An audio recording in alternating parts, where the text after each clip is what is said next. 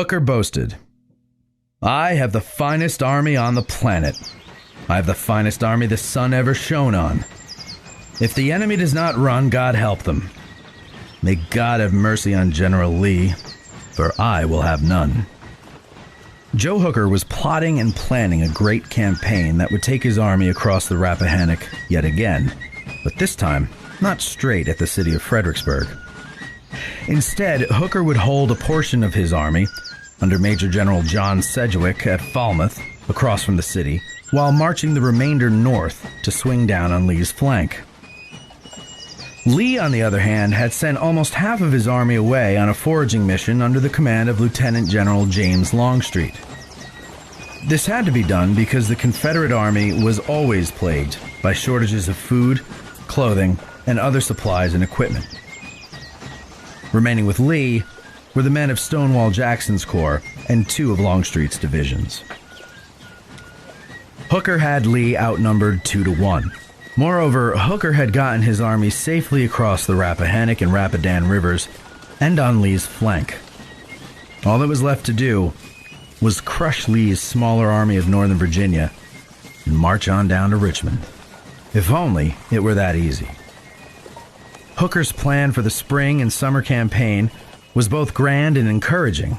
First, he would send Stoneman's cavalry deep behind Lee's army to cut railroads and burn bridges in order to cut off his lines of supply and retreat. He hoped, too, that this would distract Lee from the main thrust of his attack, which was to hit him from behind as he focused on Sedgwick's 6th Corps on the other side of the river. Once the outnumbered Lee was crushed, Hooker would march his army to Richmond. If Hooker's plan had such elegance, its execution did not. Stoneman's cavalry raid only met one of its objectives. The flanking march achieved the element of surprise. However, Lee, seemingly undaunted by this envelopment, split his army in 2, sending the bulk under Stonewall Jackson to meet the threat to his rear. Hooker lost his nerve and decided he would await an attack from Lee. Fighting Joe Hooker had given up the initiative.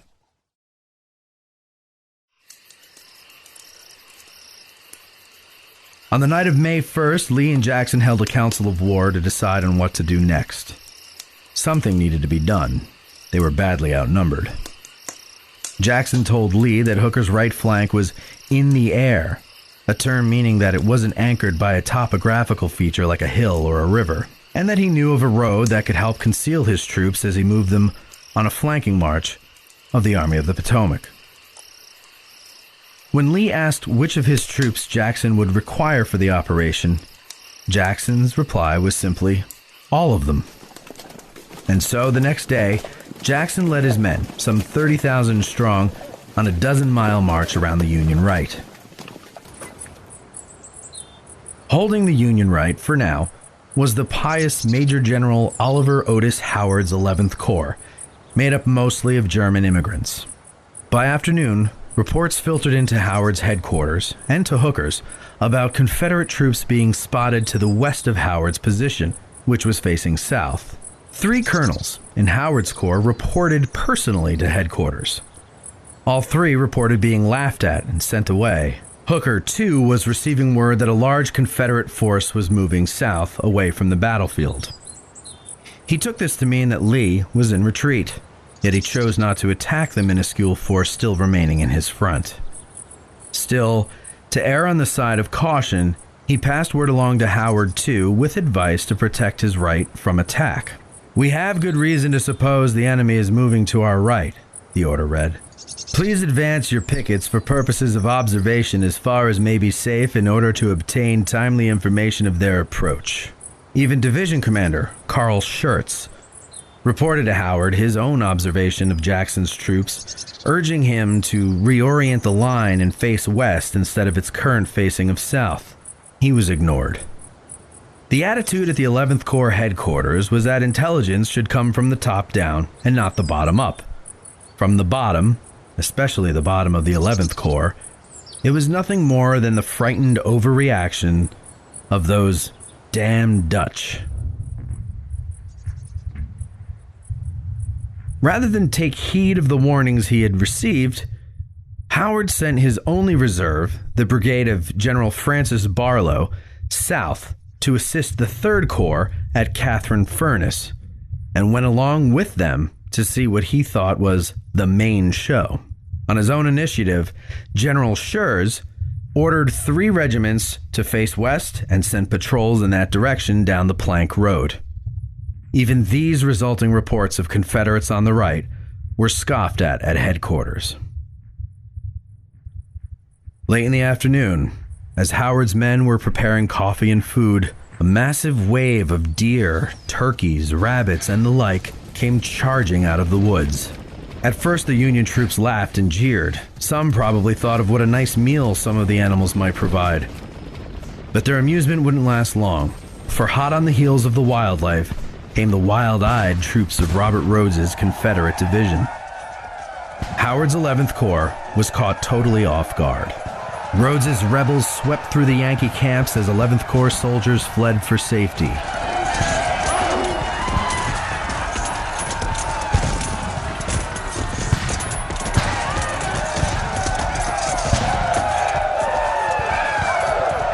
Just 5 Union regiments offered resistance until they too caved to the massive gray wave.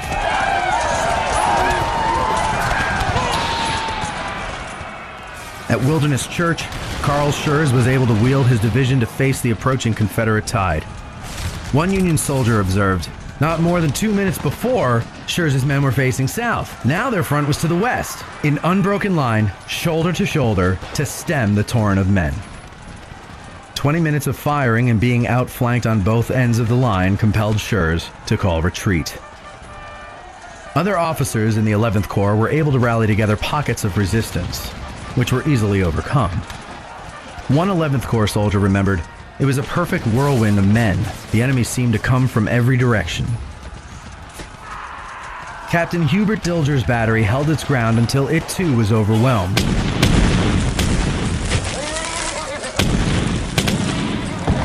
This action would later earn him the Medal of Honor.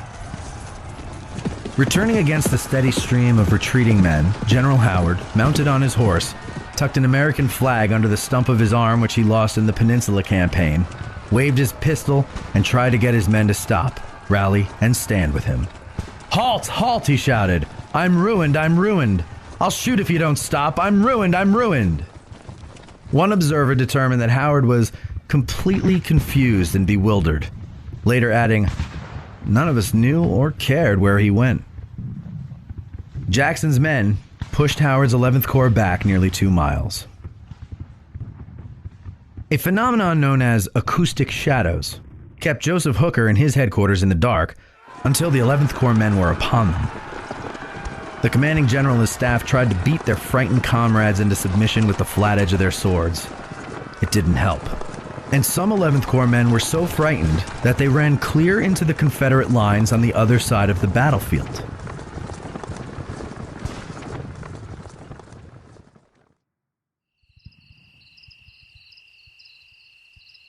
Nightfall brought an end to Jackson's attack. Jackson, however, wasn't ready for it to end, and took to taking personal reconnaissance of the enemy's position in hopes of making a rare night attack. Upon returning to his lines, Jackson and his staff were mistaken for enemy cavalry by Confederate pickets and were fired upon.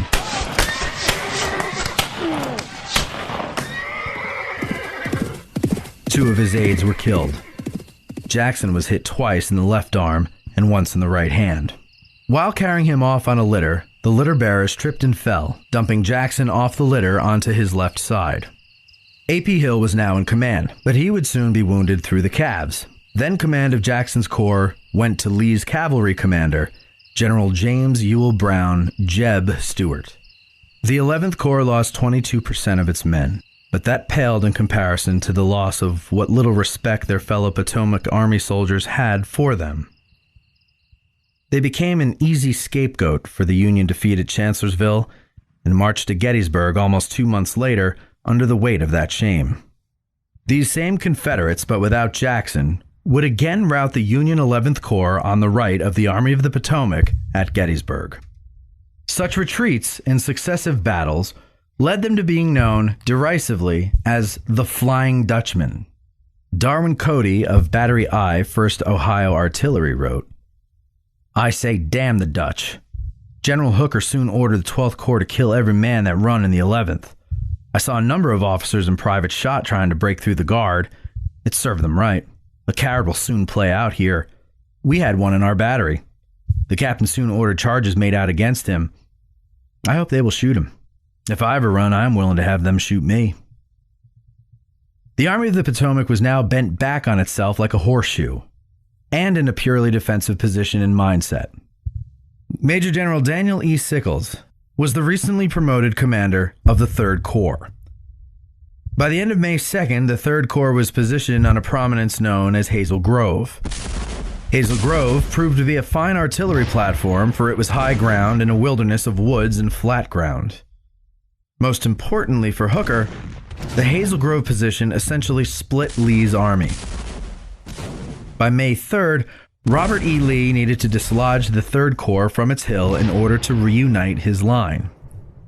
As Lee's luck would have it, Hooker would take care of that problem by ordering Sickles to withdraw from Hazel Grove. As the 3rd Corps was redeploying, its tail elements were attacked by the brigade of Confederate General James Archer. Hazel Grove was once again a fine artillery platform, but this time for Robert E. Lee's Army of Northern Virginia. Vacating Hazel Grove was a mistake, but Sickles obeyed his commander's orders. 2 months later, at Gettysburg, with the sting of Hazel Grove fresh on his mind, he would disobey orders and move his men forward to occupy a prominence similar to Hazel Grove, the Peach Orchard. At a crucial moment during the fight, a Confederate artillery shot hit the column of the Chancellor House that Hooker was leaning against.